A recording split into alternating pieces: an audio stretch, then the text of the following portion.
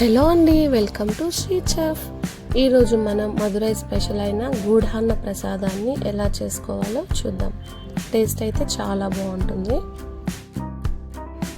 నేను ఇక్కడ 2.5 గ్లాసుల రైస్ తీసుకున్నాను. అలానే 7 గ్లాసుల వాటర్ పోసుకొని మెత్తగా ఉడికేంత వరకు కుక్కర్లో ఉడికించుకోవాలి.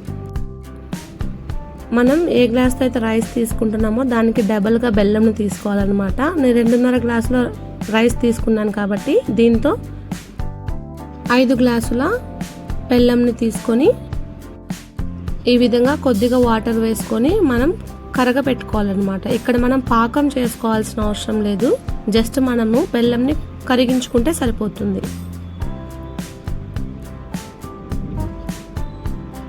చూడండి, బెల్లం బాగా కరిగిపోయింది కదా.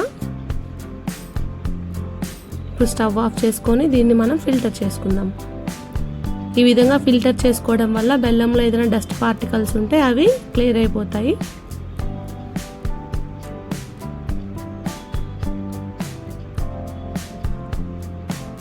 అలానే యాలకుల పొడిని మనం ప్రిపేర్ చేసుకోవాలి. దీనికోసం నేను ఒక 10 నుంచి 15 యాలకులని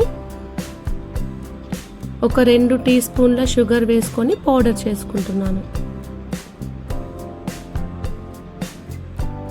చూడండి, మెత్తగా పౌడర్ అయిపోయింది కదా. ఇప్పుడు దీన్ని పక్కన ఉంచేసుకుందాం. ఈ లోపల మనకి రైస్ బాగా ఉడికిపోయింది కదా, దీన్ని మంచిగా స్మాష్ చేసుకోవాలి. ఈ విధంగా మనం మెత్తగా నలుపుకోవడం వల్ల స్వీట్ టెక్స్చర్ కానీ టేస్ట్ కానీ చాలా బాగుంటుంది. రైస్ని మంచిగా ఈ విధంగా స్మాష్ చేసుకున్న తర్వాత ఇందులో బెల్లం వాటర్ని వేసుకొని ఇలా గుల్లలుగా లేకుండా మంచిగా కలుపుకోవాలి. ఈ విధంగా బాగా కలుపుకునే దాన్ని మళ్ళీ స్టవ్ మీద పెట్టుకొని యాలకుల పౌడర్ని వేసేసుకొని పప్పు గుత్తితో మంచిగా కలబెట్టుకుందామండి. అప్పుడే మనకి ఇలా గుల్లలుగా లేకుండా నీట్గా ఉంటుందన్నమాట. అలానే ఇప్పుడు మనం మధ్యలో కాస్తంత గీని యాడ్ చేసుకుంటూ కలుపుకుంటూ ఉండాలి. ఇక్కడ మనం జాగ్రత్తగా గీని వేసుకుంటూ కలుపుకోవాలండి. దీనికి కాస్త గీ అనేది ఎక్కువ పడుతుంది. నాకైతే దగ్గర ఒక 1/2 కిలో గీ వరకు పట్టిందనమాట. ఇప్పుడు అలానే గీలో 2 పుడకల ఎండు కొబ్బరిని మనం సన్న ముక్కలుగా కట్ చేసుకొని దూరగా వేయించుకుందాం.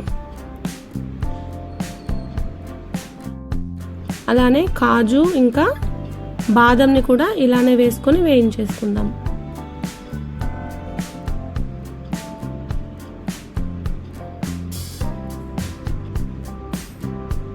ఇలా వేయించేసుకున్న తర్వాత మనం ఎండు కొబ్బరిని స్వీట్లో యాడ్ చేసుకుందామండి. ఆఖరిగా ఇందులో కొంచెం పచ్చ కర్పూరంని వేసుకుందాం. ఇది వేసుకోవడం వల్ల టేస్ట్ అనేది చాలా బాగుంటుంది. అలానే స్వీట్ మంచి ఫ్లేవర్ కూడా ఉంటుంది అన్నమాట, స్మెల్ బాగుంటుంది. ఇప్పుడు మంచిగా మిక్స్ చేసేసుకొని స్టవ్ ఆఫ్ చేసుకుందాం.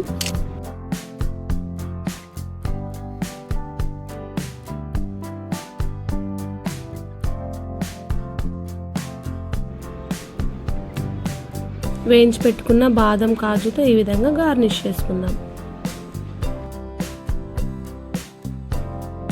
అంతేనండి, ఎంతో టేస్టీ అయిన స్వీట్ అయితే రెడీ అయిపోయింది.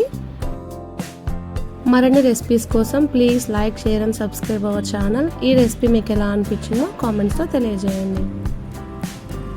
Thanks for watching.